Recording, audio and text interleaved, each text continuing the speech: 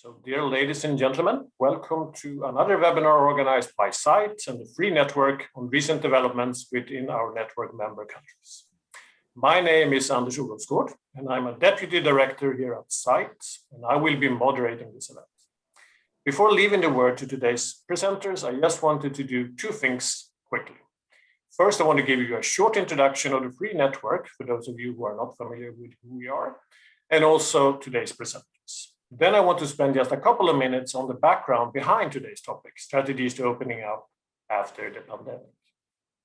So, as you hopefully can see on the next slide, the Free Network constitutes of leading economic research institutes in 6 countries in Eastern Europe, and then CEFIR, the Stockholm Institute of Transition Economics at the Stockholm School of Economics in Sweden. As you see on the slide, we are currently represented in Poland, Latvia, Ukraine, Belarus, Russia, and Giorgi. We also have somewhat big ambitions, so hopefully in the near future we will add a couple of countries to the network. All institutes are very much engaged in policy-relevant economic research with a primary focus on Eastern Europe and very active with advice and engagements towards both the public and private sectors. Some of the institutes also have a large role in educating the new class of elite economists and policymakers in their respective home countries.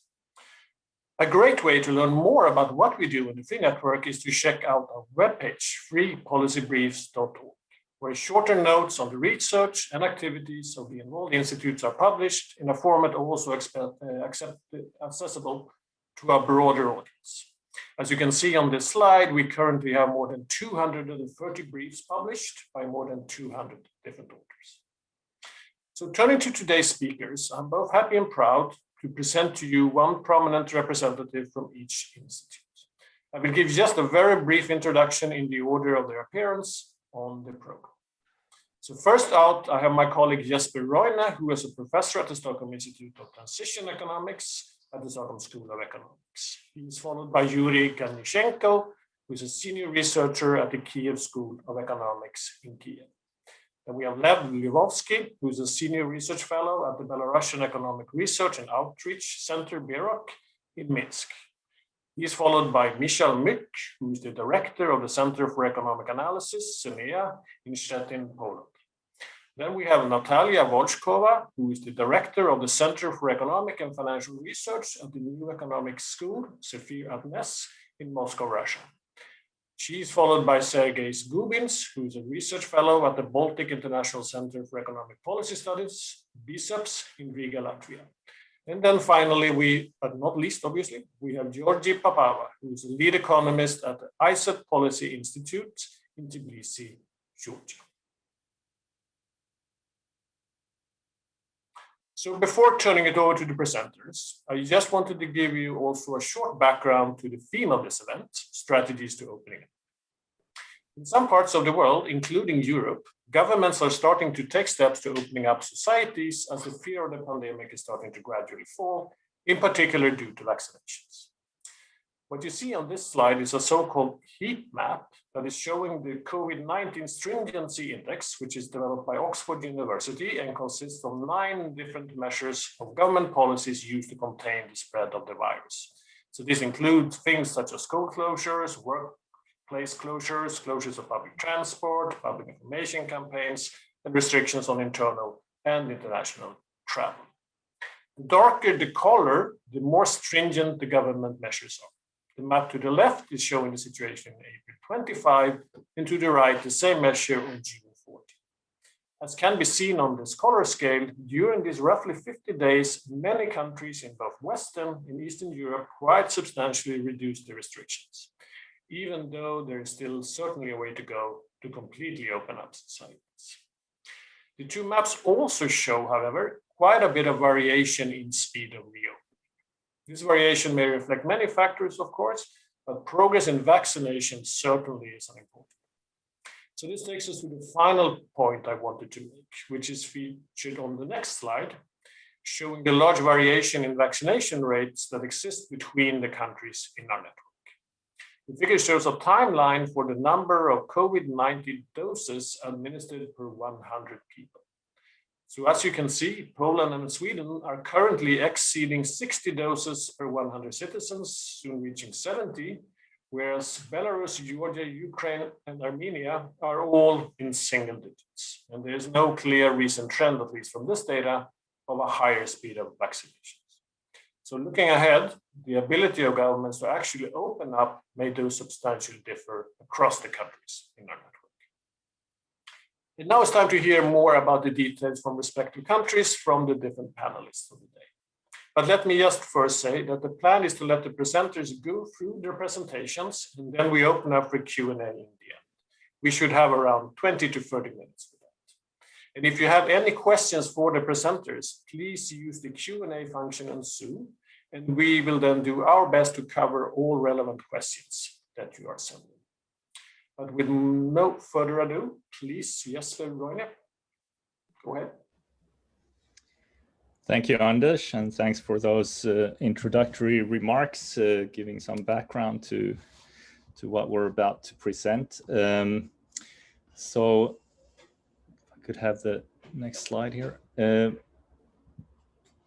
We've all agreed to sort of give the current situation or paint the current situation based around 4 points, which is basically the situation earlier in February when we held our previous event about the starting of the rollout of vaccines in Europe in particular, comparing that to the situation now in June, and then something about the vaccination status and plans going forward. So in the case of Sweden, if we go back and start what the situation was like in February 2021, we had at that point about 12,000 dead. That's equivalent to about 1,200 per million. That's a lot of people. It's not the worst in the world. It's not the worst in Europe either, but it's certainly the worst among Nordic countries, which in many ways are the relevant benchmark, I think, for this comparison. That's a very much debated topic in Sweden still, and will be for some time, I guess.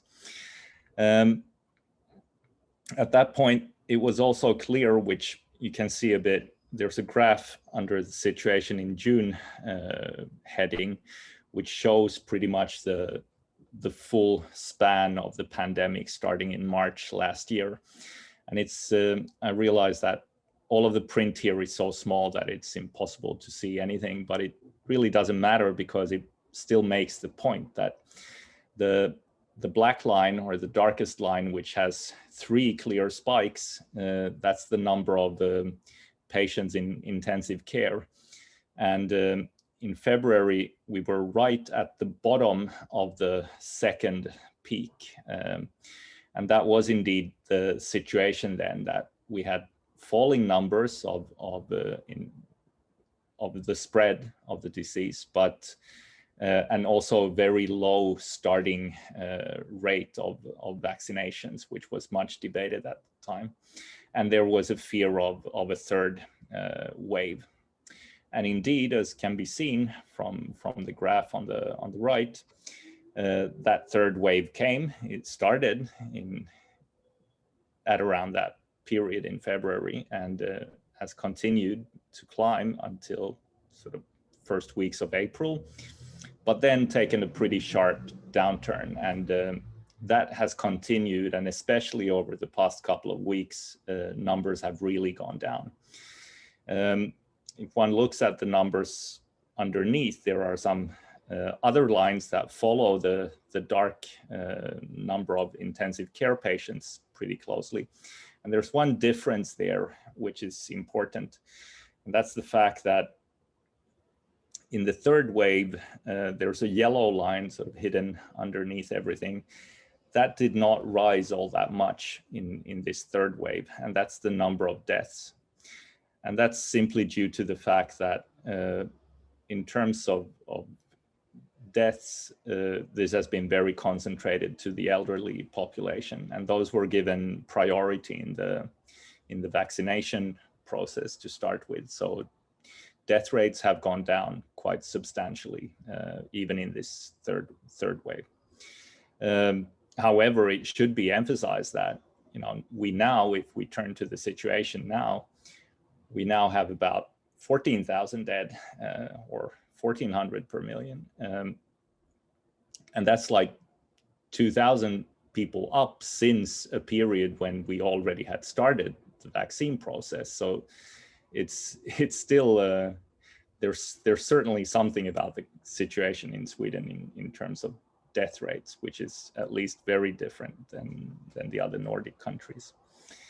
And the third wave currently is basically over, I think, but there are some worries, and this is now, I guess, the most sort of debated issue currently in terms of the pandemic and the future of the pandemic is the Delta version of, or other potential variations of the virus. Currently, there are about 200 cases of the Delta version of it, or what's also called the Indian version. And they're spreading very quickly. And as you may know, these took over completely in the UK very rapidly. So there's some worries about that. As Anders mentioned, in terms of the vaccination status, we're at about 60% having taken the first dose, and close to 30 have dose 2. And those percentages are out of the population above 18. And in general, the plan has been to give priority to the elderly and vulnerable groups.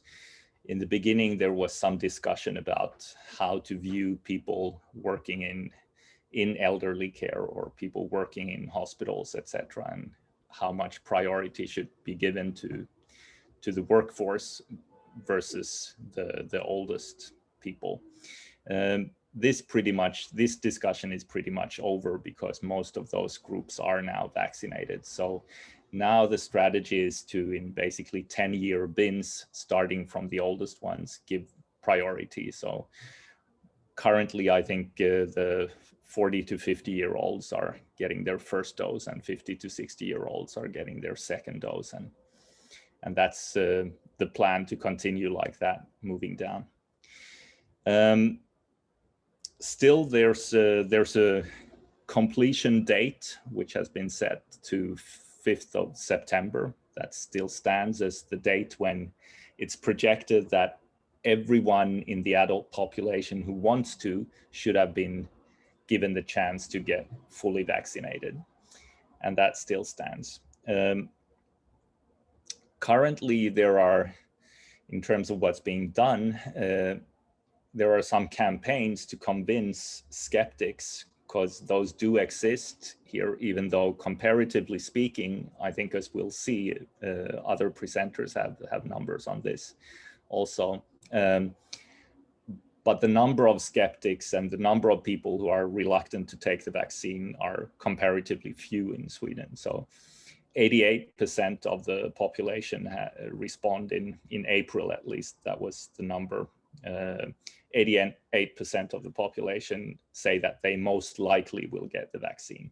70% respond that they will for sure take the vaccine. And out of those remaining 12 who are somewhat hesitant, even out of those, it's very few who say, I will definitely not get the vaccine. And given the current situation, there's with the dropping number of cases and vaccines going forward, the government has pretty much launched a 5-stage plan for opening up society. And it's basically a gradual process which sort of hinges on following the number of cases, and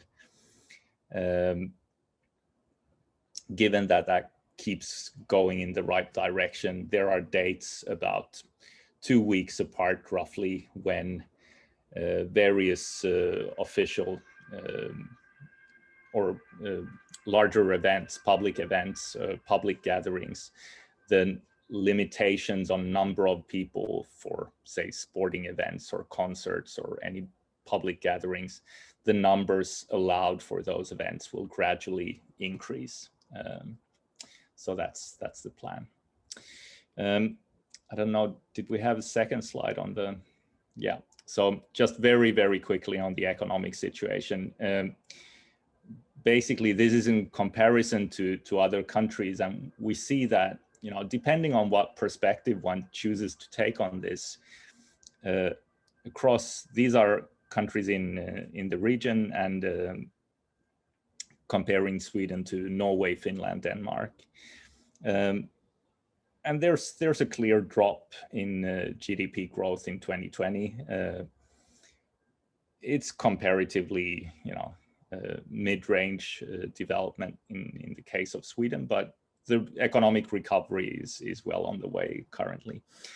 If one should point to one thing which I think still remains the biggest worry, it's unemployment numbers. They are, for Sweden, pretty high, and in particular, the affected groups are younger people and foreign-born individuals. And in a normal downturn, these are groups that could easily bounce back or are expected to bounce back. But if that were not to happen in this case, then that's a bit of a concern, given that the Swedish welfare system requires very high labor force participation and high employment rates. So that I think is the main concern going forward. So I'll stop there and leave it to the next speaker. Thanks. Thank you very much, Jesper. So let's move to Ukraine. And just to remember what was in February 2021, we had almost 24,000 deaths as of February 9. And the number of dead people due to COVID increased more than 2 times. And as of now, we have almost 52,000 deaths from COVID-19. And talking about the situation in February we were, as in Sweden, at the very beginning of the spring wave. And during this wave, so this wave actually was the cause of this death rate increase. And with this increase, we observed the high increase in hospitalization rates. Hospitalizations increased almost by 3 times if to compare with the beginning of the wave. And the test positivity rate also increased drastically. And now for the 10th week in a row, we have a decrease in morbidity. And also we, as a result, see the decrease in mortality as well. So talking about the current situation, we see that the spring wave finished. And now each day we have the new minimum records as to morbidity and as to mortality. And right now we have the lowest test positivity rate in not only in 2021, but only for the whole period of pandemic.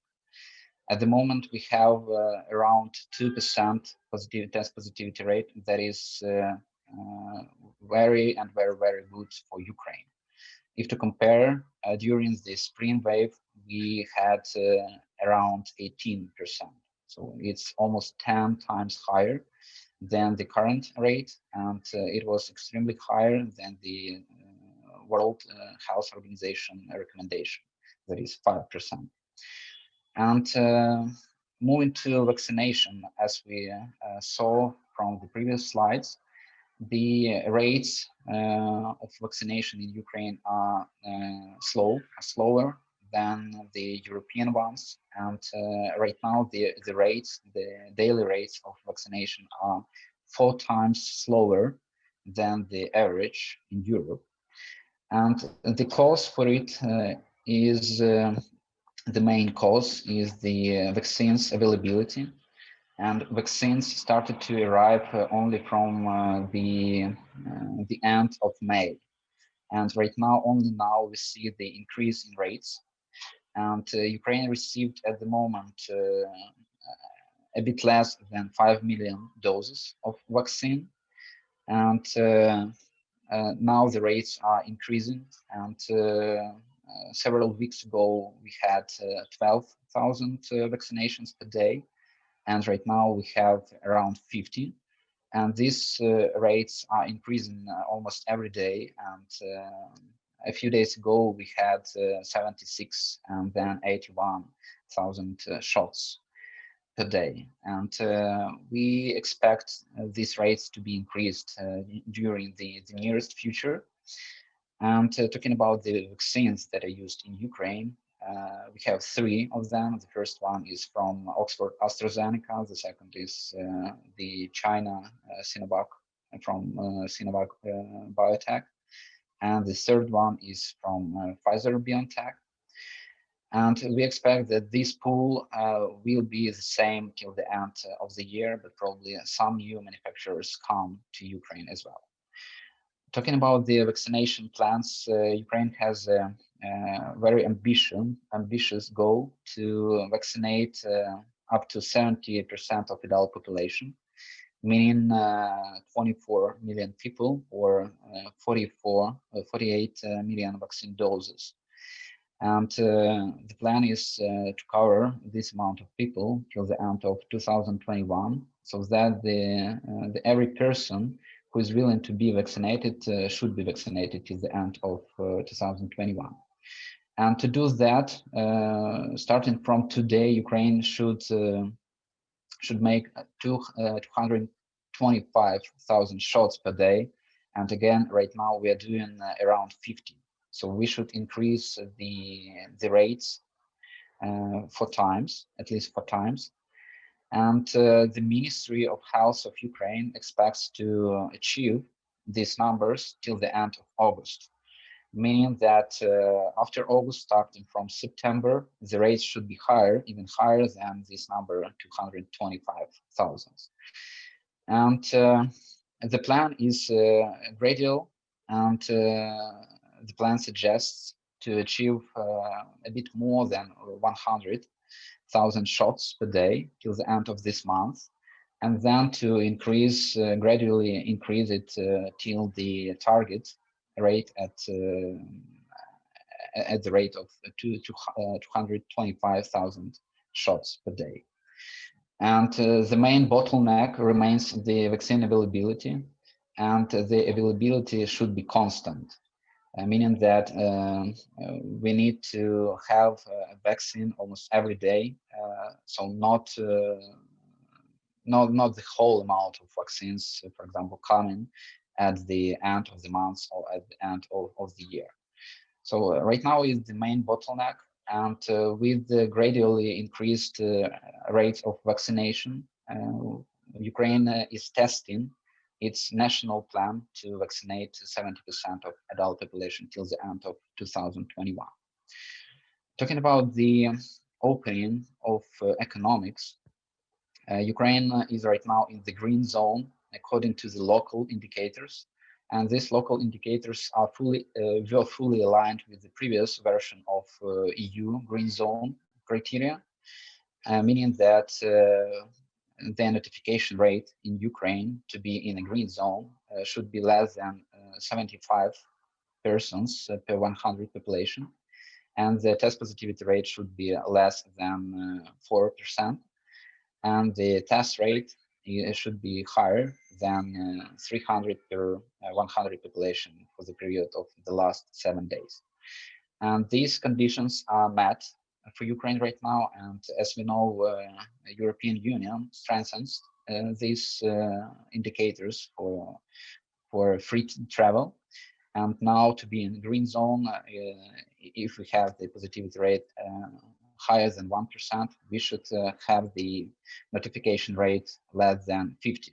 And actually, Ukraine meets even these criteria, but the obstacle may be the detection, the possibility of timely detect the new variants of the virus, and also the vaccination rates that are only starting to speed up. And basically, it's that's it for Ukraine, for the situation with Ukraine. And I pass the floor to Lev to describe the situation in Belarus. Hello, everybody. Belarus is, as usual, a very special country in terms of COVID and its response. So let me first briefly describe your situation in February and in June, and then say something about vaccination and economy.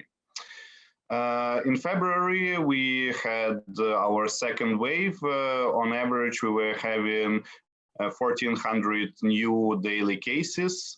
And we just started vaccination with a limited amount of Sputnik V, which was brought from Russia.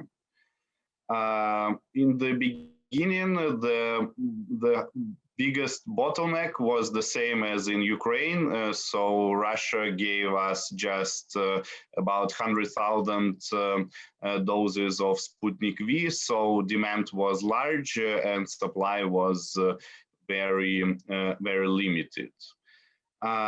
Today, government started multi-phase vaccination plan. The plan was that first only doctors would be vaccinated, then teachers, then people from several critical professions. But later they discovered that demand was not that high. And nowadays, vaccination is available to anybody who wants it. Now we are also in decline in daily cases, as all other countries. Right now we have around 800 new daily cases. And it's declining at a rather fast rate. So I think by the end of June, we'll have just maybe a couple hundred cases per day. The situation right now is that we have vaccines, but they are not those that people want. Vaccines that are available in Belarus are Sputnik V, but it's not Russian Sputnik V. It is produced in Belarus under Russian license, and Chinese vaccine Sinopharm. Right now, we have about 8% of adult population who got first dose, and about 5% that already got 2 shots of a vaccine. As I said, vaccination rates are slowing down. Jesper told us about desirability of vaccination in Sweden, and it was 88%. In Belarus, about 30% of adult population say that they want to get vaccinated. About 50% say that they don't know, they need more information, they're not sure. And about 20% say that they would not want to vaccinate. We made a small survey of urban population together with our friends from CEFIR. And discovered that the #1 reason why people are not sure if they want to be vaccinated or not is lack of information, lack of trust to government officials. And the second reason is that, well, it's related to the first one, is that people would like to have a larger variety of vaccines to choose from.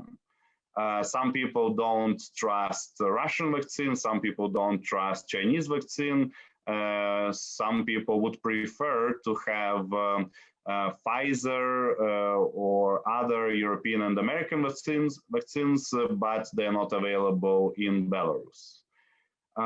With regards to the lack of information, it is indeed our reality. I was vaccinated by Sinopharm, and the medical professional who was administering vaccine told me that, well, she cannot read in Chinese, so she doesn't really know what exactly I should eat or shouldn't eat or should do or shouldn't do after I got vaccinated. But I got my vaccine in any case. Fun fact about Belarus is that Belarus is the only non-failed state which did not publish mortality data for 2020. It was supposed to be published several times, and they move a date of publishing every time. And right now we don't even have any official deadline when this data should be published. So this is, again, brings a note on distrust of population. With regards to openness and economy, Belarus was not closing for quarantine. So it was never really closed.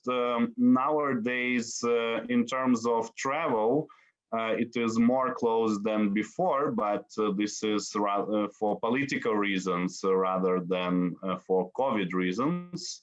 There is pretty much travel ban on land crossing of borders. And this is the ban from inside because Alexander Lukashenko believes that this somehow should stop spreading the coronavirus. Again, this argument is rather questionable, so probably it's another political thing. And air travel is also very limited because, again, of political reasons, not COVID reasons. If we speak about economy is actually doing surprisingly well.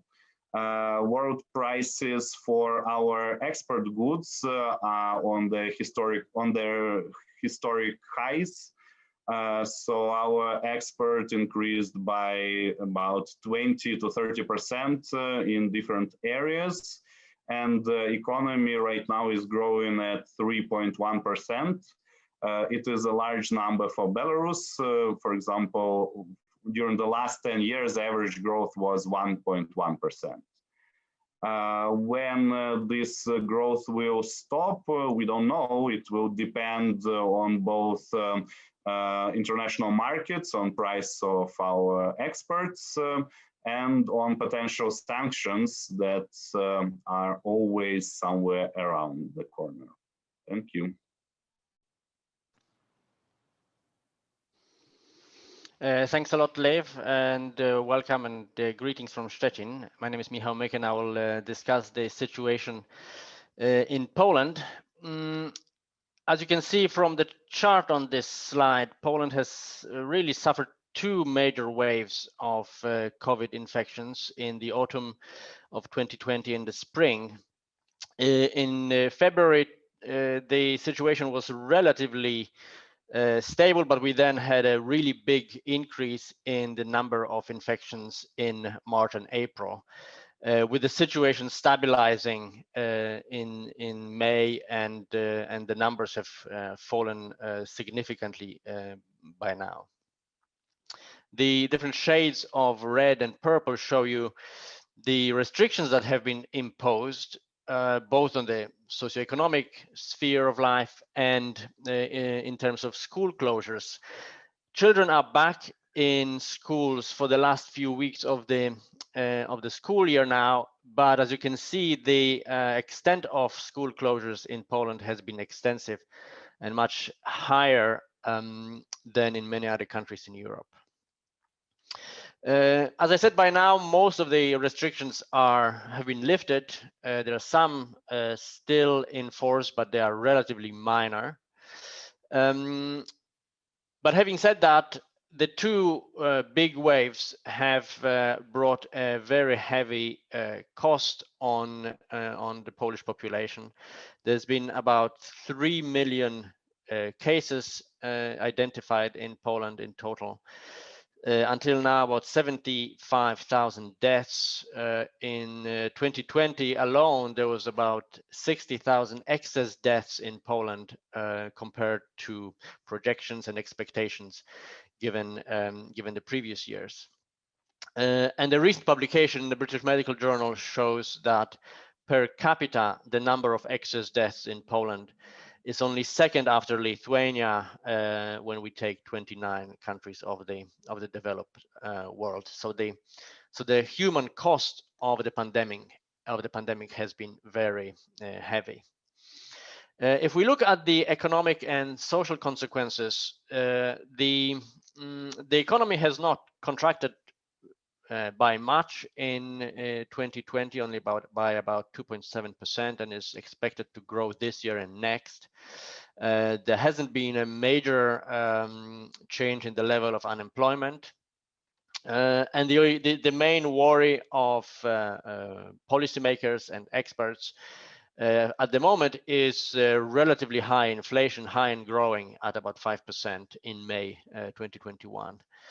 The government is planning to introduce a major package to help the economic recovery, and this will, to a large extent, determine how the economy will behave over the next few years. And of course, there are major challenges in the healthcare sector and in education. As I said, the degree of school closures has been extremely restrictive.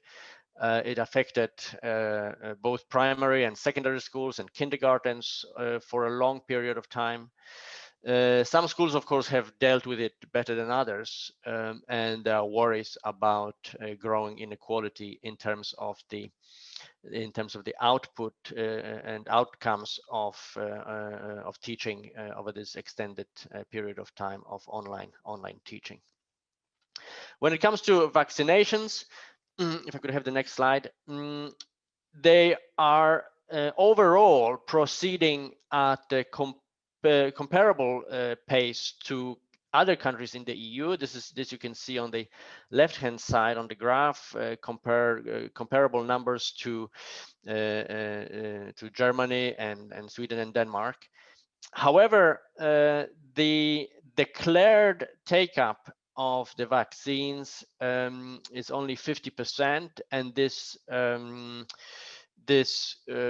approach to vaccinations is beginning to show also in the degree of availability of the vaccines and the extent to which the oldest parts of the population have taken up the vaccines. These were the first groups that received the opportunity to get vaccinated. As you can see on the right-hand side, only about 60% of the 80+ population have received the first shot. Compared to Sweden and Denmark, this looks really very low. And similarly, the 70-year-olds and the 60-year-olds are the groups of population where the numbers are not looking very positive. And of course, as a result of that, younger cohorts can now receive the vaccines, and basically anyone aged 12+ can now walk into a health center and receive a dose. So the overall numbers are high. About 36% of the population are fully vaccinated, have been fully vaccinated by mid-June. About 50% have received the first dose, but that means that a lot of those individuals are from younger cohorts, and there are still risks to those who are at the highest risks of the most severe consequences of COVID, who remain who remain non-vaccinated and who are at risk of a potential third or fourth wave of COVID that might come over in the autumn. In terms of opening up on the economic level, as I mentioned, the government introduced a major socioeconomic reform program, the Polish Deal. It's a major plan to boost the economy, to use the EU funds to boost demand. It covers a significant change of the tax system with increased progressivity and gains to a lot of lower income groups, including the majority of pensioners. The government is also planning an increase in health insurance contributions to increase spending on healthcare, a very popular, of course, and hotly debated topic over the last few years, but also a continuation of the discussion that has started a long time ago of increasing the proportion of GDP spent on healthcare, which is now planned to reach 7% in the next few years. The plan also covers growth in public investment, easier access to financing of private housing, various policies concerning e-services, and also a big program covering green energy. There are of course important challenges, and the low rate of vaccinations that I mentioned earlier is a major risk which can endanger all these economic and social plans if the next wave arrives in the autumn. But there are other challenges and other concerns which will determine the process of opening up.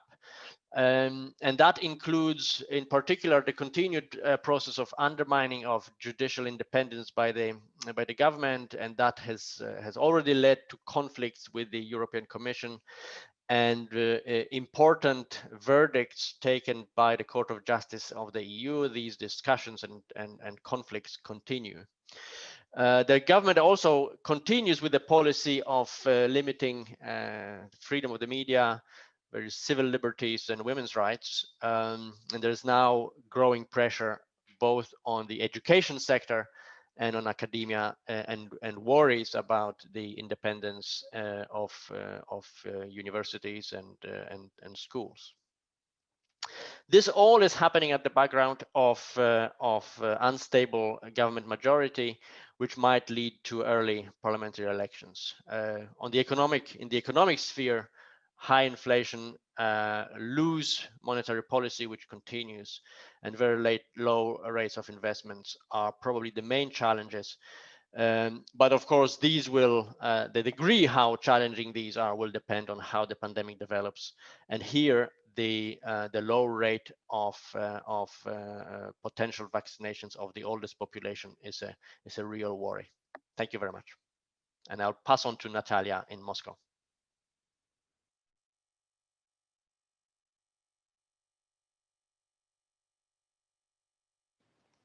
Hello, do you hear me?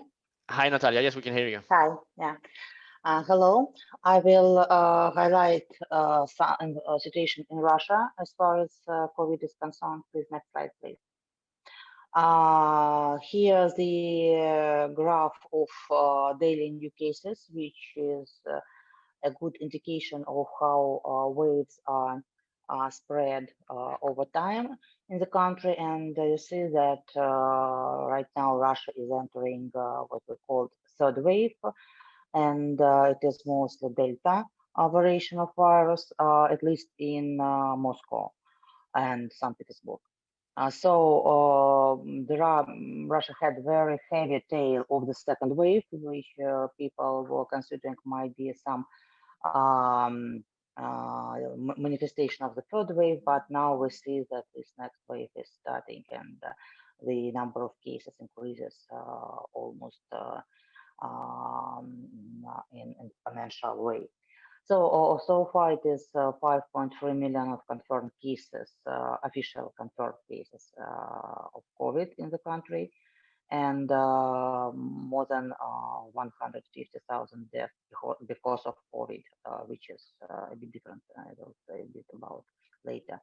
So as far as vaccination is concerned, which is very important for the future development of the situation, Russia started the vaccination in January, and so now we have four variations of vaccine, but essentially it is three vaccines. The fourth one is the light version of Sputnik. That is one dose vaccination by Sputnik. And these vaccines are available across the country, and it is produced in Russia, and it also produced in a few other countries in the world. And there is no expectation that foreign vaccines will be available anytime soon in Russia. But despite the fact that vaccines are available and vaccination started in January, so far only 15.2 million of Russian citizens are fully vaccinated by 2 doses of one or another vaccine. And it is roughly 10.5% of total population, which is very small. Of course, there is some percentage, significant percentage of those who were ill with COVID, so they have some immunity, but nevertheless, the numbers are really very, very small. And the diagram on the right indicates how Russia positioned among G20 countries in terms of population skepticism toward vaccine.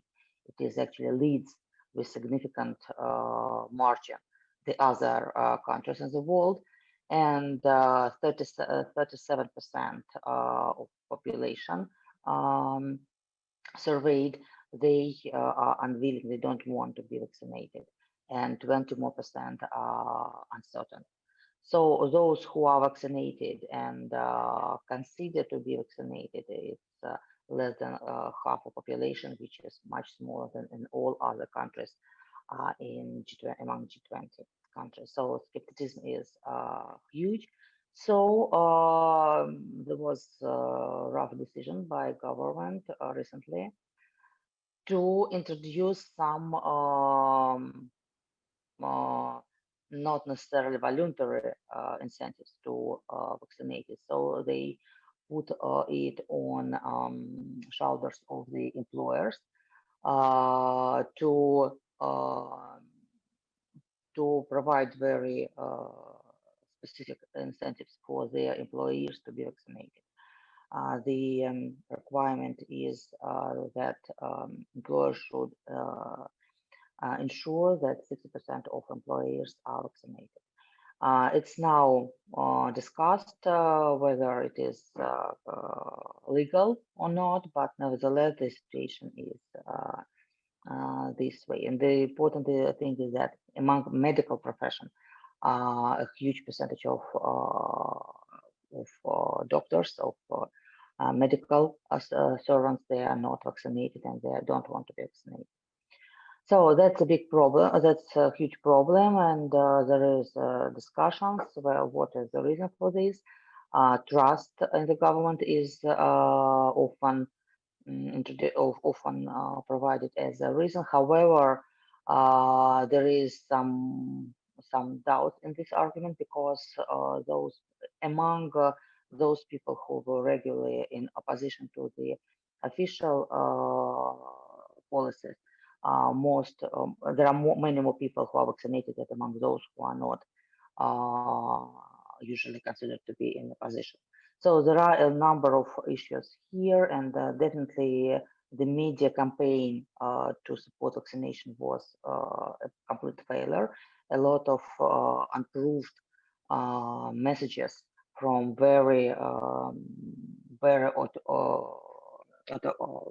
from people with high authority. They came from television, newspapers, other medias, online medias, and that's definitely put a lot of information, unproved information, on the shoulders of ordinary people. Next slide, please. So as far as another measure of death that used as a proxy for extent of COVID fatality, we use excess mortality during COVID period, and here's data from January of 2020 till June 2021, which shows how presents few countries and shows how the mortality in 2021 exceeded the average mortality in the similar period of average over 2015 and 2019. So Russia started leading this group of countries somewhere in November 2020, and still today shows very significant excessive mortality relative to other countries. So there are a lot of issues to study in future to estimate the overall toll of COVID in the population of Russia. Next slide, please. Nevertheless, despite this all happening, in terms of economic activity, you can see here that Russia, if it's not almost, but it's really definitely restored economic activity, and it shows the daily economic indicator, which is a weighted average of several industrial and economy-wide characteristics of economic activities, and you see that while being very low in second wave, December, January of this year, it is now in 2021 figure, which are blue, goes along at the level of what happened at similar periods of 2019. So this is mostly due to the fact that there is almost no restriction, epidemiological restriction on most of sectors. Few remained in cultural and events in different importance and size, but mostly economy works as usual, and we'll see how the third wave will change this situation. Thank you. Hello from Latvia. Let me outline the at first situation with COVID and vaccination, and later I'll talk about economic effects. So at the moment, the situation is as follows. Latvia is on 11th and 12th place in the European Union for respectively mortality and infection. And so I've been presenting a story from Latvia over the past year. And at the very beginning, Latvia was among the most successful countries. And now we are somewhere in the middle, which basically illustrates a simple point that Latvia performed very good at the beginning and really bad at the moment. So it's not all the same. You need to, structure, stage different. There are different stages essentially. The current compulsory measures are the usual ones, or at least. So masks inside, 2 meter distancing. We still have restricted number of customers in shops, cafes serve inside vaccinated people only. And total number of tests is close to 3 million. So there is no lack of tests. The graph shows essentially drastic decline in the number of new cases. We have never seen anything like this before. This is most certainly thanks to vaccination. Alas, this is relatively speaking still not good enough. So Latvia over the past days or a couple of weeks has been on the first place in the European Union for the number of new cases. So it's good in absolute terms, but in relative terms, we're doing quite bad, unfortunately, but still. So the second wave is over, so to say. We do have the Riga airport and borders are open. You can travel, but still many international flights, bus, ferry routes still closed. So it's still just warming up, so to say. And non-vaccinated people still need a mandatory COVID test and 10 days self-isolation after returning from high-risk countries. This is not the case for vaccinated people. Vaccinated people can travel more or less freely. And talking about services and schools, gyms and theaters, for example, can be open for fully vaccinated people only. But as you will see later, the rates of vaccination is relatively low, so not many places are open actually. And schools are open, conditional on low infection rates at the municipality level. So some places in Latvia are open more, some are less. Vaccination status, well, it's not as good as in other European Union countries, but maybe better than, say, in Russia or Belarus, some other, and Ukraine. So 26% of population is fully vaccinated, and around 35, slightly less, has at least one shot of a vaccine. And from 1st of May, vaccination is open to everyone above 18 years old. From 17th of May, it was open for everyone above 16 years old, and from 2nd June to those above 12 years old. The regional plan was to roll out vaccination by priority groups, and the government made a long plan of which group will follow which group. But this plan was essentially discontinued within a couple of months due to low enrollment rates. Essentially, at some point, it became clear that those priority groups, the demand from those priority groups is so low that we stock a lot of vaccine that are not used. And so the situation became such that it was clear that you have to open to everyone to use those vaccines. And we do have large age cohort and regional variation in vaccination, and it's somewhat similar to what Polish case shows.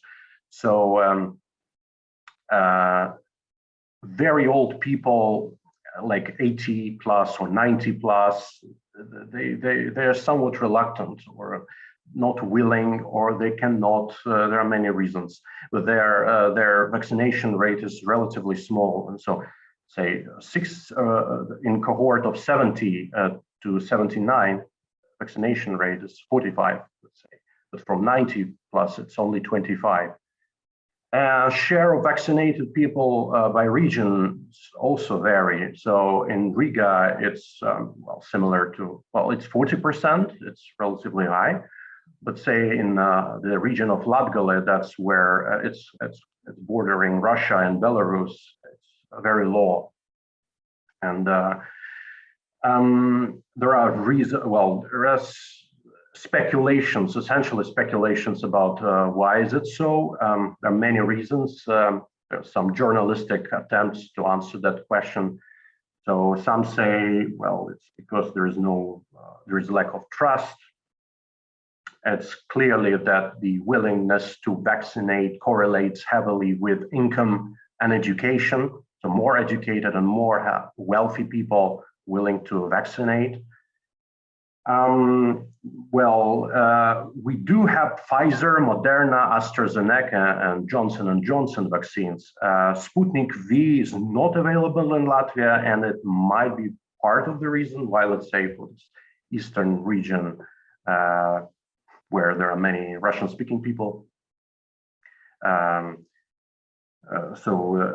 Maybe that's why the vaccination rate is so low. They're just waiting for Sputnik V, for example. One other thing that I recently read was that only 75% of doctors got vaccinated. That means 25 did not. And there are anecdotal evidence saying that some doctors are very skeptical about vaccination, and they're very vocal about this. So that might be one of the channels how people get mistrust to vaccination process.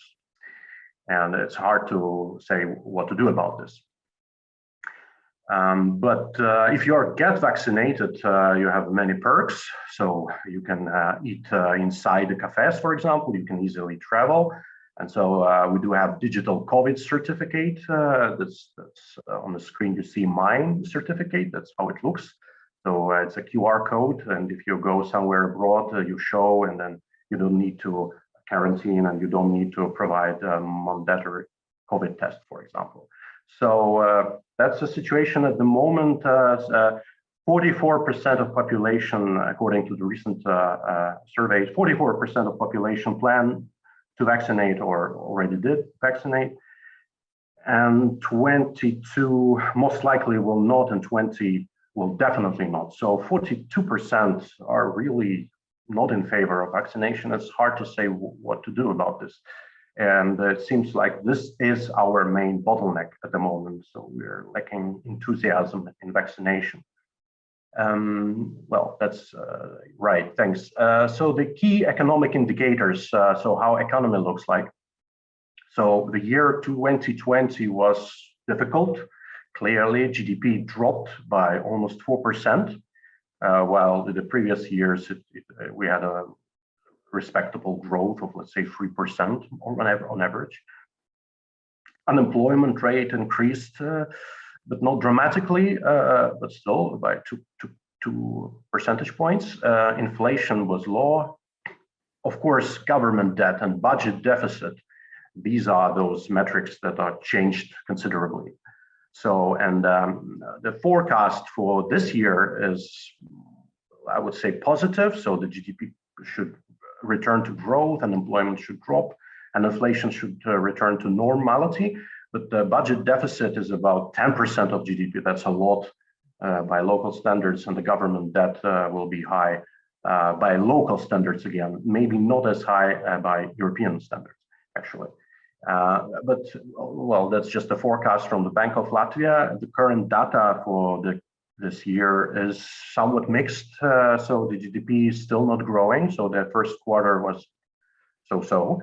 Unemployment rate is slightly decreasing, but not as spectacularly as we hoped again. Inflation indeed grows. So it's hard to say, basically. That's my take on that. Let's wait a bit. Vaccination is important, I would say. If it will be more vaccinated, probably those numbers will improve. And so road to way out. So what are the strategies? Again, might be too early to tell. We're still struggling with this vaccination process, but essentially, government did not announce any special transition plan of its own. And it seems that the ending of the current measures is the plan. So the removal of all the restrictions would be the plan. Well, there is one exception, though, of course, that in the European Union, we do have so-called recovery and resilience facility. A huge money will be allocated to every member state to help sparkle the growth, so to say. So, and just 2 hours ago, it was announced that Latvia will get almost €2 billion for this. It will be channeled towards Green Deal and digitalization. stuff like this, and probably we will get something around 200 million euro already next month. So probably this is sort of a plan of the government. But the direct financial support has been mediocre, I would say. So far, just less than 2% of GDP over the past half a year. So, well, in terms, and mostly it was in terms of turnover grants to firms and also as a downtime benefits for unemployed.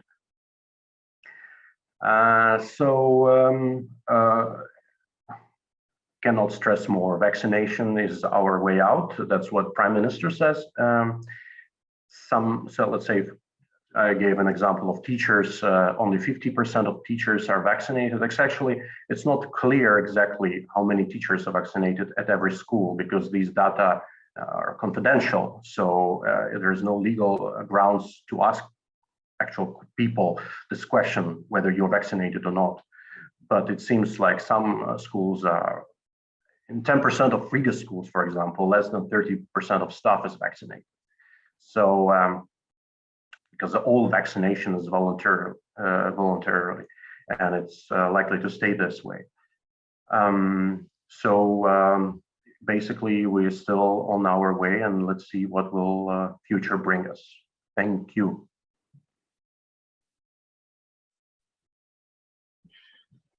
Hello, everyone. I will continue presenting Georgia's numbers and update you on recent developments, as well as the impact on economy for 2020. So where we stand right now, as of today, the total number of confirmed cases in Georgia is at 359,000, which is roughly 10% of our populations. And unfortunately, more than 5,000 tests have been attributed to COVID-19 as of today. Some developments that have been there since February. So first of all, average cases per day in February stood at roughly 400 to 500 cases, as at that point the second wave of COVID-19 was dying down. But then Georgia saw another wave of increased cases sometime in April, when we passed 1,000 and even reached 2,000 for a couple of days in April. Right now in June, we are a bit above 700 mark, and seems like now this we are on the verge of finishing the second wave of COVID virus. If you compare what has changed since February, we have number of cases grown by 34%, and total number of COVID-related deaths are up by 47%. Next, I want to quickly mention about the vaccination status. So in Georgia, the vaccination campaign was launched in mid-March. At that point, through polls, we saw that only 41% of Georgians were planning to get vaccinated if the vaccine was to become available. 41%, also the same number, was saying that they would not get vaccinated, and 17% were hesitant. So this was not the best start for Georgia. At the same time, in the very first week of vaccination process, there was a tragic post-vaccination death, which significantly slowed down the vaccine uptake by the population. Currently, the share of Georgians who are vaccinated, who have taken one shot of vaccine, stands at 5.9%, and fully vaccinated is only 2.2% of Georgia's population. In the beginning, AstraZeneca and Pfizer was available in Georgia, and currently it's mostly Sinopharm and Sinovac that is used in the vaccination process. Compared to January, when the government came up with the vaccination plan, they were hoping and kind of planning to have 60% of the population fully vaccinated, but current state of vaccine uptake clearly suggests that this was a too optimistic of a projection. Next, I want to say a couple words about the excess death. So if we look at 2020 data for monthly deaths in Georgia, we see that since for the whole 2020, there has been more than 5,000 excess deaths, and only 2,500 of these were official COVID-related deaths, which means that roughly half of deaths potentially may not be accounted and properly detected. So, which brings to the point that in the beginning I mentioned that total number of deaths was up to today was more than 5,000, but it may be the case that it could be even double that figure if we take into account 2020 statistics. But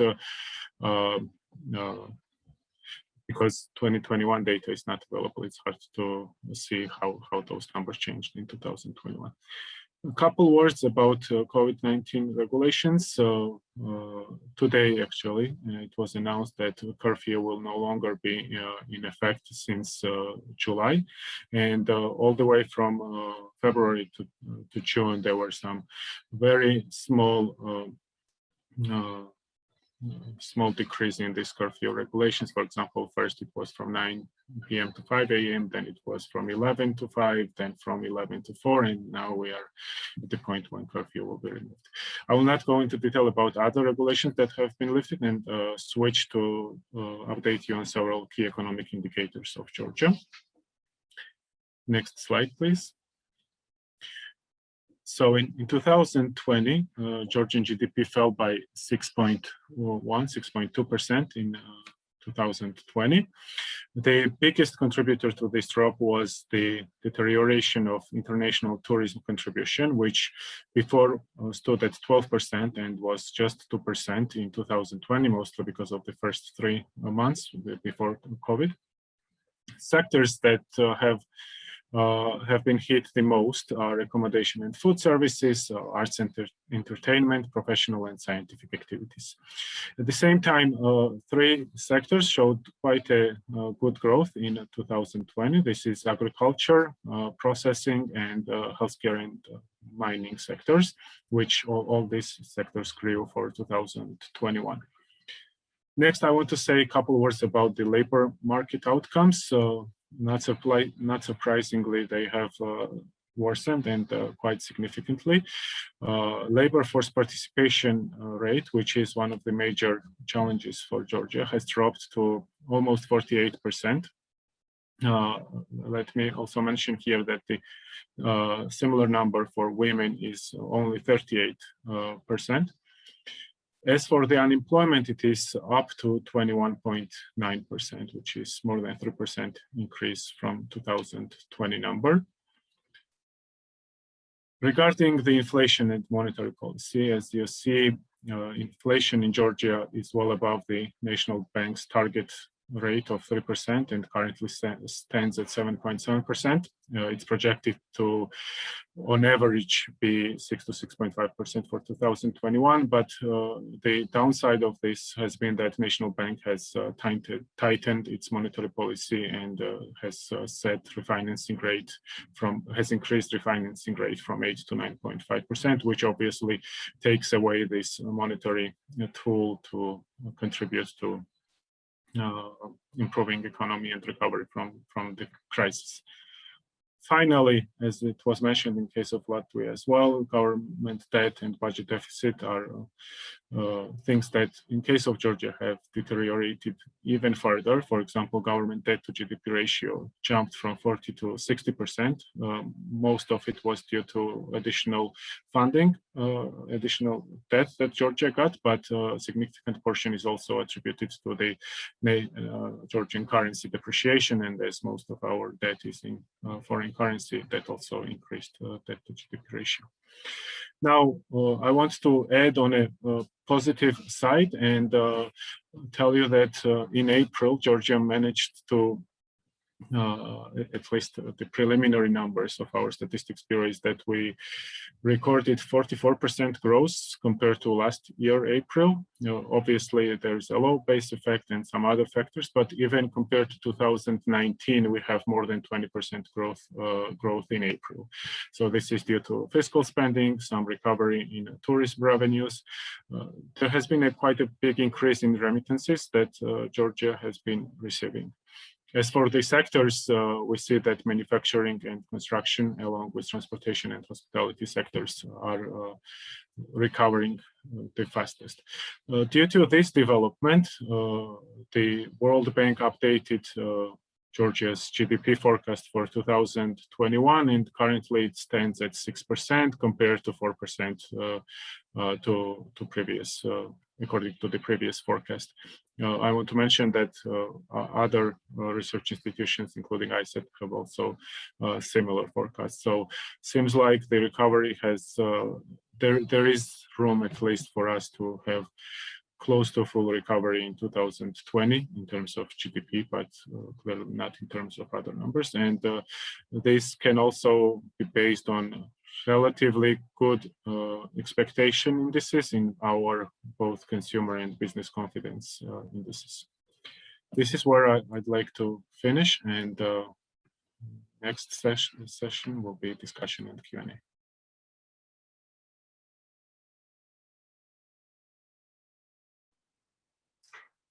Thank you so much, Giorgi, and in particular, thank you, all of you. I thought those were very interesting and inspiring presentations and very informative. It's always nice to hear how things are evolving, changing back and forth, but I do see a little bit of hope, I would say, also, not only here in Sweden, but also in your countries, which is a great thing. I also want to take the opportunity to remind the audience about if you have any questions to any of the panelists or all of us, please use the Q&A function. So let me start off by maybe addressing all of you with one specific question. So one reoccurring concern in many countries is the sort of lack of enthusiasm among the population for the vaccines.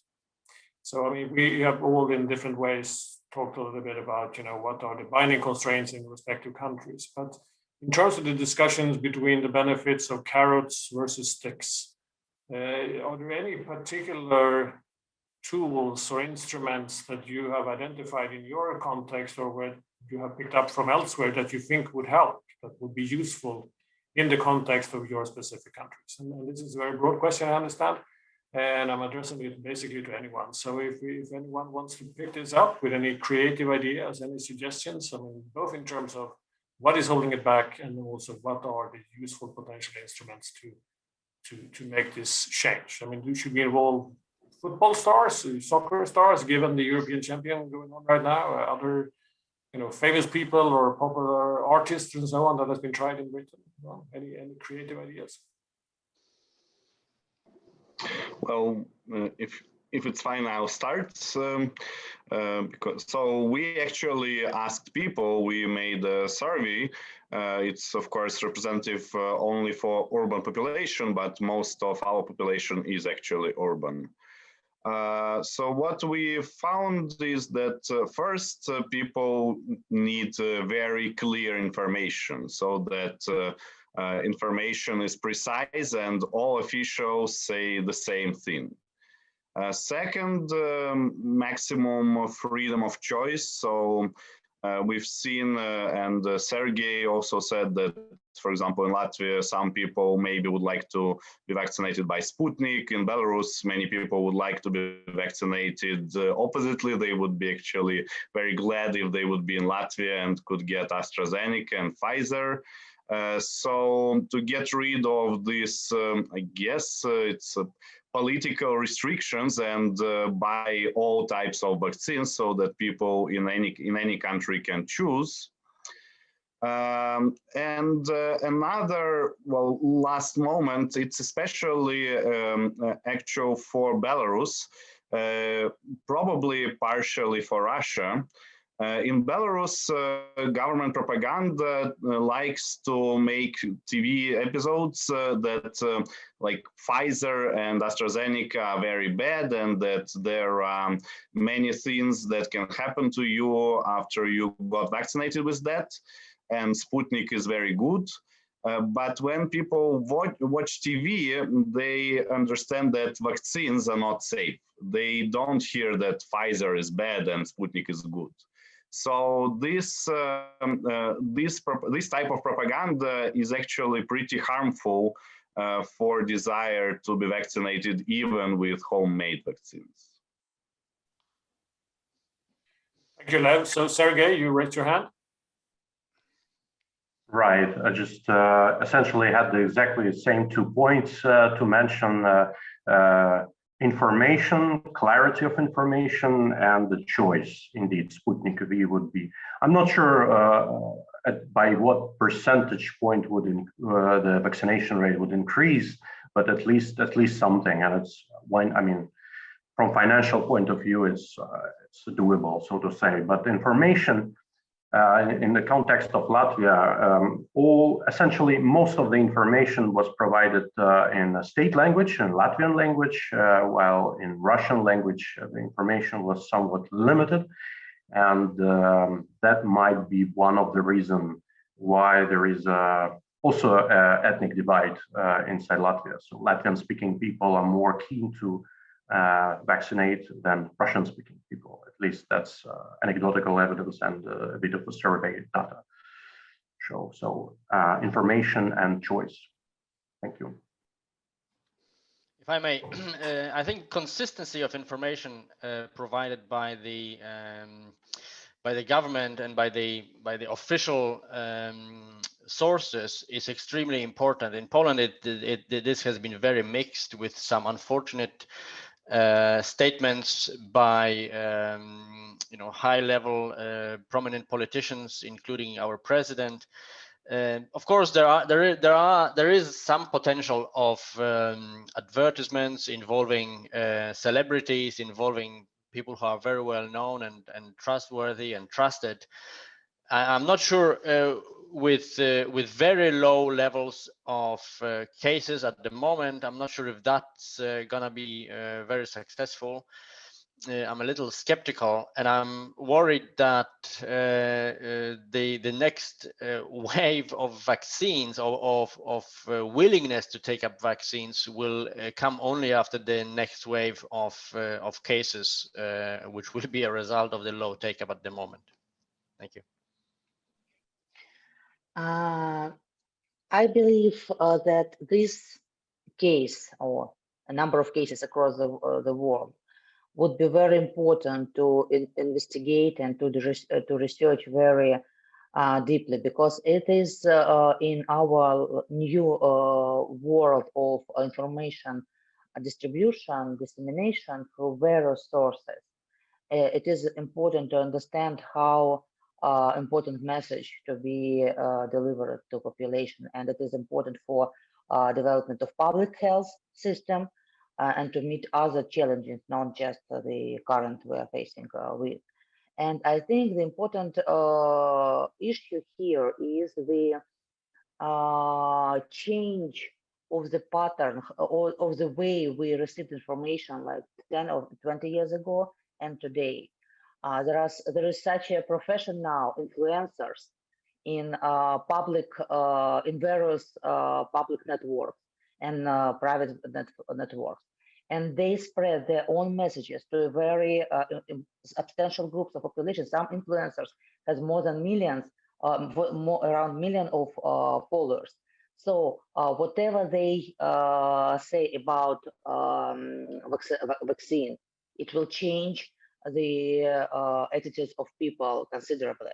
So I think this is the new life of information dissemination. Very important to take into account. What we actually face now is that the existing technologies of information delivery does not work.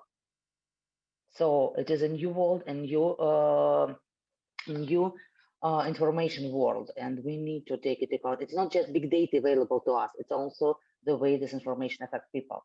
And that's what I think we're facing to different degree across the world now. Iurii, please go ahead. Thank you. Just to add, thank you very much for all the information that other speakers gave. All of them are very important, and I think they are actually those that can increase the vaccination rates. And I believe that a structured way to the question may help here. What I mean is that we have three groups of people. And the first one is those who are willing to be vaccinated right away. The second one, those who are hesitant. And the third one, those who reject at the moment. And we need to split them and to understand their needs. As for the first group, we need to give the access to those who are willing to be vaccinated, meaning that, for example, one of the example is the wide network of the vaccination centers. As for the latter two groups, those who are hesitant and those who reject at the moment, we need to understand why, to understand their needs and to complement what Lev actually was saying, just to see the need and to respond. For example, if to talk about Ukraine, right now we have a targeted campaign, social campaign on elders with the messages grandma, grandpa, and their grandchildren. And we have targeted message for young adults who are willing to travel, for example, during the summer holidays. And these campaigns are different. So we have different groups, different needs, and different messages to communicate. Thank you. Giorgi, please. Let me quickly add another idea. I think we economists kind of owe to society to maybe come up with some incentive mechanism in order for people to have this additional motivation to get vaccinated. And I think from both from research perspective as well as from purely value of it, I think if some experiments were designed and implemented about different incentive mechanisms, would it be lottery or like making some regulations less strict for vaccinated people, I think it would be an interesting approach for future. Thank you very much. So let me follow up with a question from the audience, and let me put it in a little bit of a Swedish context first. So one of the big debates within Sweden has to do with the failure of protecting the elderly in the pandemic. And of course, everywhere across the world, the elderly are the most vulnerable to the virus itself. But we very early on was very clear about prioritizing the elderly for vaccination. And as far as I know, vaccination rates among the old are quite high. Some of the numbers you were showing showed that in particular, perhaps in the older cohorts, the reluctance to getting vaccinated were particularly high. And the question addressed from the audience is, to what extent is this also reflected in higher mortality, in particular among the older age groups? Do you see that? Is that something that has been raised as a concern within the political discussion? I see that Sergej is raising his hand. I think yes. The short answer is yes. We see a higher mortality rate among older people. We do have high mortality in Latvia as compared to, say, Lithuania and Estonia, because of low vaccination process. So, yeah, thank you.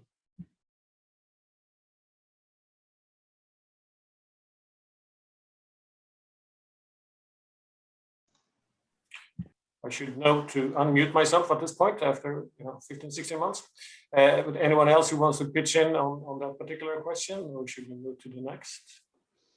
Well, if I may, in Poland, of course, the heaviest cost was among the the older parts of the population, as in most countries. We haven't had the same problem as, for example, Sweden or Belgium, because we have a relatively low number or proportion of institutionalized older individuals. Currently, it's difficult to say if the vaccination among this group of the population is working, because overall the number of cases and the number of deaths has been falling. So I think we will only be able to say if you know, there's been enough vaccination among those groups to protect them against COVID in the autumn, and if things continue as they are for the moment, with a relatively low coverage of vaccinated individuals, we're likely to suffer another wave, and that will once again probably come at a cost of additional deaths, primarily among the older parts of the population. Thanks. Thank you very much. So moving on to another question from the audience. And this is a question specifically addressed to Natalya with regards to the situation currently in Russia. As we see in most presentations, and as we also saw in 2020, due to seasonal effects, infections and death rates are typically going down this time of the year, and is going down also because of vaccination now in many countries. But Russia seemed to actually at the very moment face a somewhat different situation where things are actually getting worse currently. And according to the questionnaire, there's also rumors about maybe there will be a more severe lockdown imposed in Moscow and potentially in St. Petersburg as well. So Natalya, can you maybe comment on that?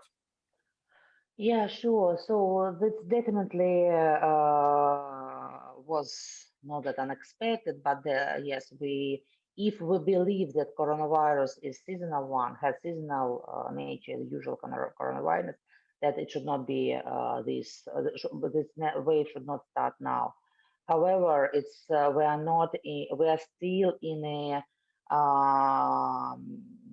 a time when new versions of virus are spreading, and when viruses are spreading, there is no seasonality. So there is seasonality when it is already spread, and it's just evolution over time, and this seasonality reveals. So what we see now is probably the Delta type of virus, version of virus, is spreading in Russia, which lead to this substantial increase in the number of new daily cases. As far as lockdown are concerned, I think the government is very reluctant about these restrictions. First of all, they're not very effective. In big countries, it's very difficult to, and in a way that the timing of this wave is different in different regions. So it started in Moscow and St. Petersburg, but not yet in other places. So it's regional specific restrictions. And given that we are in a point of time of the election cycle, which is very sensitive to any bad news to the economy, to the population. Russia will go for a big state Duma election in September. So I'm quite skeptical about big restrictions being put in place in the economy, rather than some cosmetic one, and maybe allowing employers to decide on the way the company will operate. As far as restricted sectors, it's mostly entertainment, which is now restricted, not the sectors which are more, about other services and food production. Thank you, Natasha. So let me ask a question to Iurii. So you mentioned when you were talking about vaccines in Ukraine that there is a bit of a concern at the moment in terms of vaccine availability. And I'm just wondering a little bit about what the binding constraints are. I mean, is this due to sort of the lack of available vaccines internationally? Is it about policies of the Ukrainian government that have been slow, or is it about resistance from people for certain vaccines that are available, whereas they want others that are not available? Or what's your sense in terms of what's going on there? Thank you, Anders. So when I was talking about the vaccines availability, I was talking about the mostly about the negotiations from the government. And yeah, it's a complex question for sure. It's not about so the main reason is probably this race, this world race, where Ukraine is not in the leading position, and again different reasons for that. But we don't see the problem of Ukrainians to be to be ready for vaccination, and forget about the numbers. They are partially a little bit lower than the colleagues mentioned, and people who are willing to be vaccinated, the percentage of people who are willing to be vaccinated in Ukraine is between 40 and 62% at the moment, and then the numbers are increasing with the increase of vaccination rates in Ukraine. And we see the new arrivals are increasing in the volume with the time. So right now we see that during the last months we got, I believe, around 75% of all the vaccine. So vaccine is started to come. And the first one is the negotiations that I mentioned, and the second one is the delay. And delay is not the problem of Ukraine; it's the overall problem. And yeah, so right now we are obtaining the delayed batches, and we believe that the vaccine availability will be much more higher during the summer months, and the vaccination rates will increase to a lot, I think.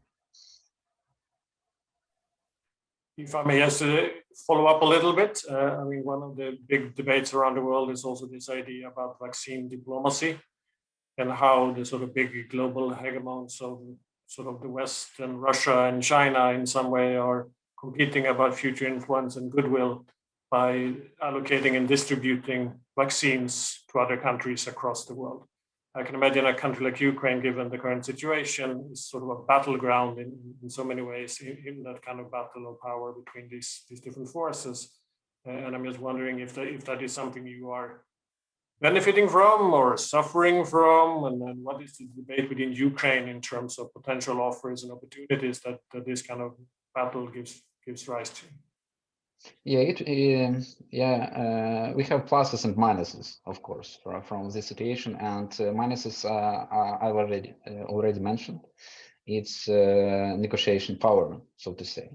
But from the other point of view, we are a part of COVAX, and we are receiving vaccines from COVAX, and it's a good thing. And a good part of the vaccines that we already received are from the COVAX initiative. So maybe I should open up that to everybody in a sense, because I think it may be relevant in many of the countries. I mean, do you see this kind of global competition of influence playing out in your country, and how has the governments in your country kind of responded to this race and these opportunities and challenges that this is creating? So I see that Giorgi, you raised your hand. Yeah, I will try to answer quick. So as I mentioned during my presentation, the pro-vaccination attitudes are not very good in Georgia. But at the same time, there were people fighting for places during the registration and like going to cities 200 kilometers away from them to get vaccinated for the first dose, and then to another city for the second dose. So the Georgian government has not done well in terms of vaccines being available for Georgians, and it's kind of still at that stage where we are now maybe entering a point where it's becoming more available, but still not clear how it will continue in the future. As like there has been a lot of mentioning how many doses will have been promised by this or that, but still up to this point today, it has not been very successful, and let's hope it will become better in the future. Thank you, Sergej. Latvia benefited a lot from being within European Union, definitely. One of the reasons why vaccination rate is relatively small as compared to other Western European countries is that Latvian government didn't secure enough vaccines when they were offered to it. So we basically declined quite a lot of vaccines somewhere in October and November, thinking that AstraZeneca would be the one that would be enough for us. It turned out that Pfizer was the first to be approved, and by the beginning of January, February, we didn't have any. So that changed. Fortunately, some of the European countries gave us their quotas, so to say, so relocated within European Union, and we now have a bit more. So now we do have proper vaccination process. Still, yeah, okay, that was my comment. So we did benefit from vaccination there's readjustment mechanism inside European Union. Thank you. Yes, Lev? Well, we benefited from these political wars a little bit, so we got some 100,000 doses from Russia, but I guess not enough. So probably Russia didn't think that Belarus is the real battleground and that they should give us more vaccines to make us I don't know, more friendly to Russians. Well, basically because our government is in any case pretty much super closely tied to Russian government. I've heard that Russia was offering way more vaccines to Ukraine for free than they gave to Belarus. So yes, we benefited, but not that much.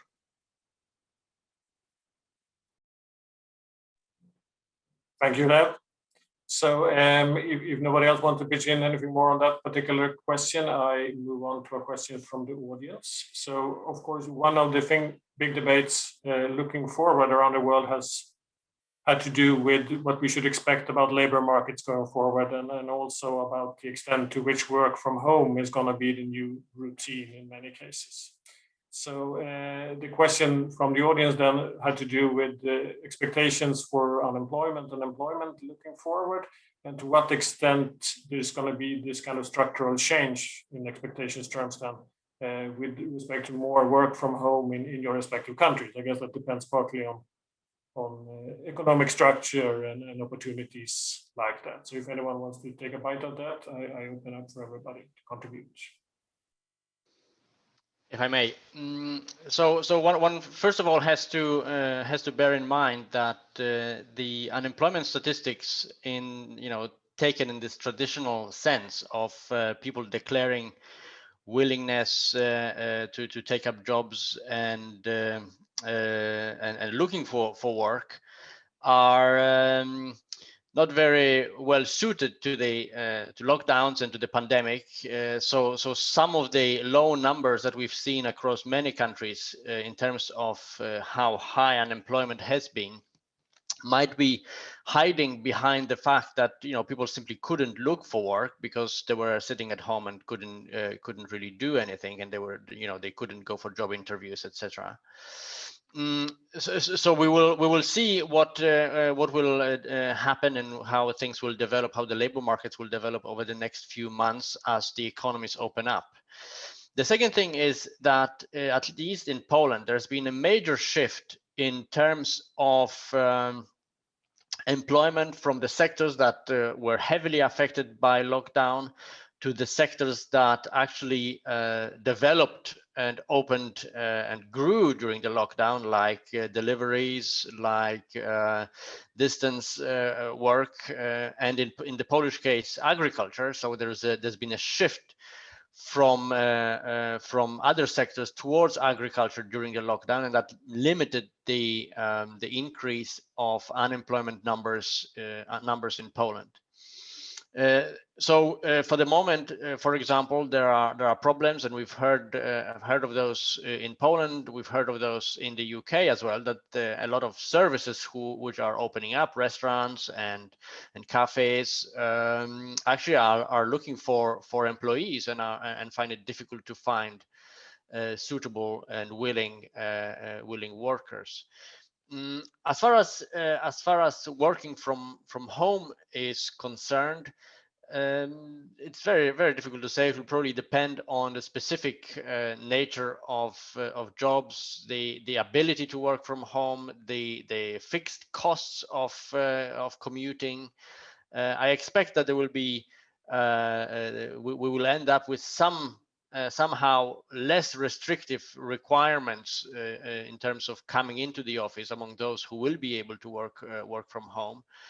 Perhaps some sort of office spaces opening up in the suburbs for those who want to have some office space outside of the home and some safe environment for emailing and keeping the documents and so on. All the legal issues, I think, still need to be addressed and properly defined. So it will depend on very specific nature of the jobs, but I do think it's an opportunity, I guess, and a likely scenario that we will have much more of a mixed strategy in terms of working from home and from the office in the coming few years. Thank you, Michal. I see that Jesper has raised his hand. Yeah, so just following up on Michal's points, I think in Sweden the discussion is very much divided between, as I mentioned before, there's some worries about will the long-term unemployed and will the young and the non-Swedish born who have suffered quite a lot in the pandemic this past year, will they come back onto the labor market, as most people are hoping? But at the same time, there's a parallel discussion about a different kind of job, which is indeed looking like it's going to have some long-lasting impacts. And I've heard talk from some of the largest companies in Sweden who have sort of basically decided that they will allow for more work from home, for example. So Ericsson, large telecom company in Sweden, has sort of released statements about this, that they will allow more work from home. And I think for some types of jobs, there will be a shift. Then, of course, there's a debate about whether this is a good shift or a bad shift. You know, we still don't know what happens to collaborations and things like this. We don't know really the impact of actually meeting people in the office, etc. But the current discussion in many firms here is that even when the pandemic subsides, there will be larger possibilities for individuals working from home in certain sectors. So a divided picture in that sense going forward. Thank you, Jesper. Natasha? Yeah, I would say that in Russia started last year with having very low level of share of employees on distant contract, and it was not legally allowed. I mean, it was not legal reservation in laws which allowed this type of contracts. And it after so in spring, last year spring, this tendency started, And we need to say that on largest platform for job search, which we have in Russia, Headhunter, the number of vacancies which assumed distant work increases by 10% each month, starting from last year. And this month, it is recorded, it is even higher than it was the previous year and a half. So it increases, the demand for such work increases, and only 10% of these jobs are in IT sector. So others, other sectors which are quite actively offer such opportunity is banking, financial, telecommunication, advertisement, PR, and sales. So it's quite extensive in services. It increases, and I believe this will be shaping the Russian economic activity very strongly in foreseeable future. I agree with all speakers that there are a number of opportunities which such contracts allows, especially for Russian regional development.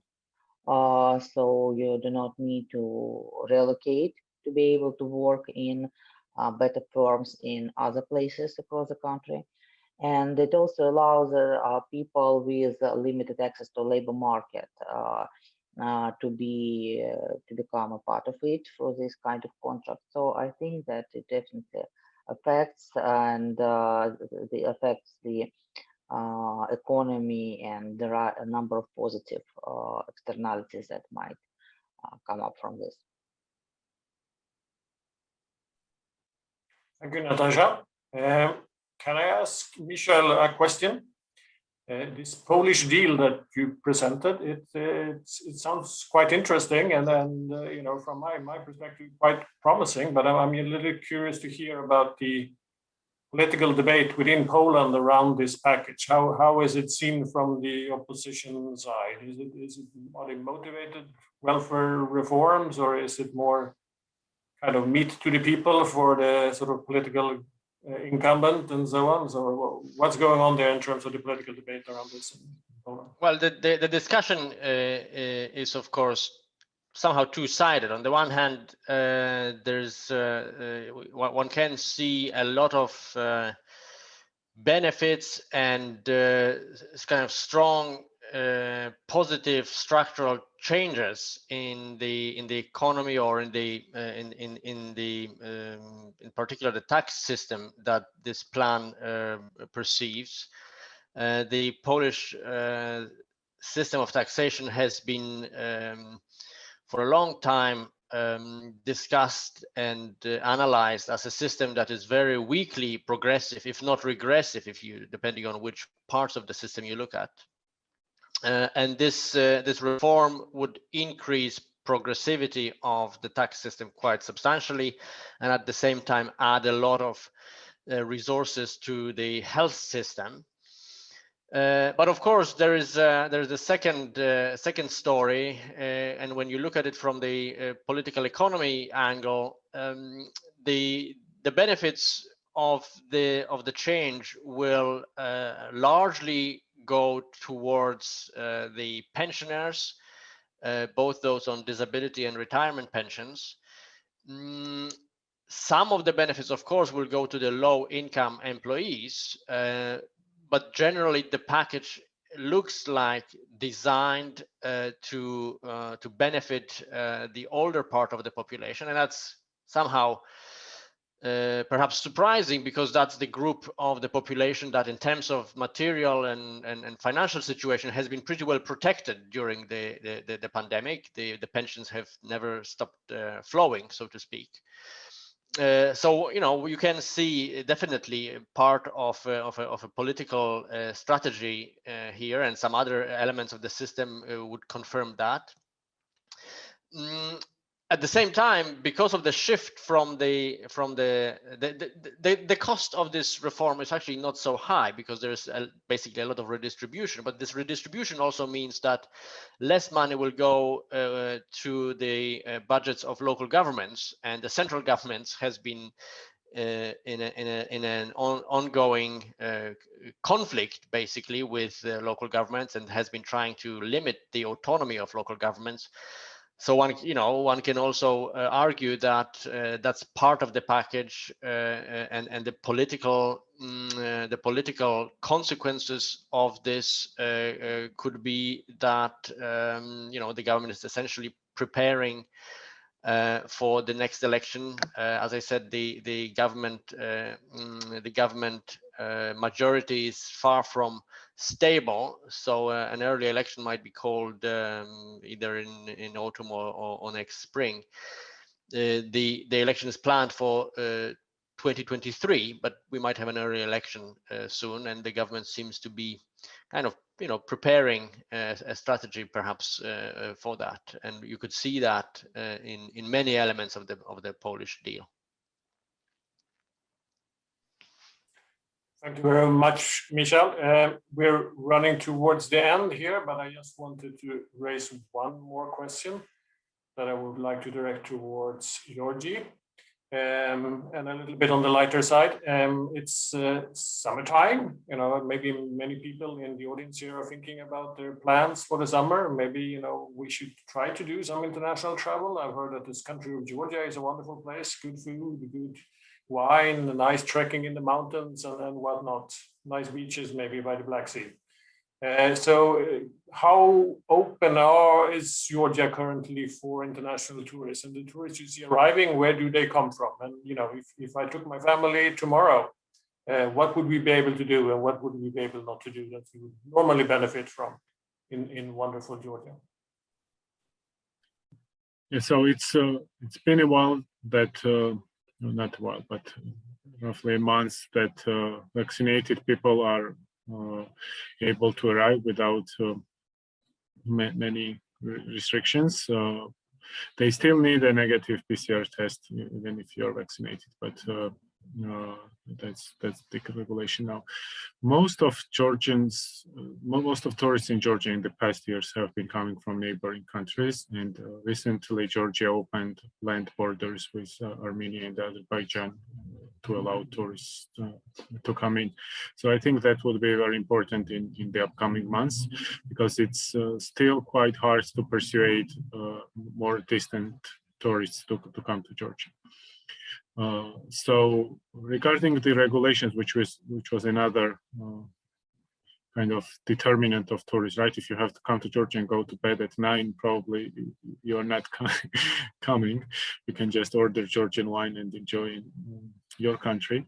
But now, as of July 1st, we expect basically all curfew regulations to be out of the way, and the restaurants and other food service enterprises will be open until midnight. So I think that's a decent incentive for tourists to arrive. So we're quite optimistic, but once again, if vaccination rates within Georgia don't go up, and at the same time infection rates don't go down, it will be always tempting for the government to introduce further regulations, and so it will be important to meet the summer period, which is already knocking on the door, quite well prepared. Thank you, Giorgi. It's always good to end on a positive note, and now the summer, plans may be set. Does that mean you are coming? Maybe I will. We'll see. But okay, I think we're running out of time. So I just again want to thank you all for participating in this very interesting and informative discussion. I hope you among the audience has enjoyed this as much as I have done. And always keep your eyes open for new webinars and other events that we are organizing here at site and with the Free Network as well. So there will be more, I promise. But with that, thank you, everybody. And I will end the meeting now.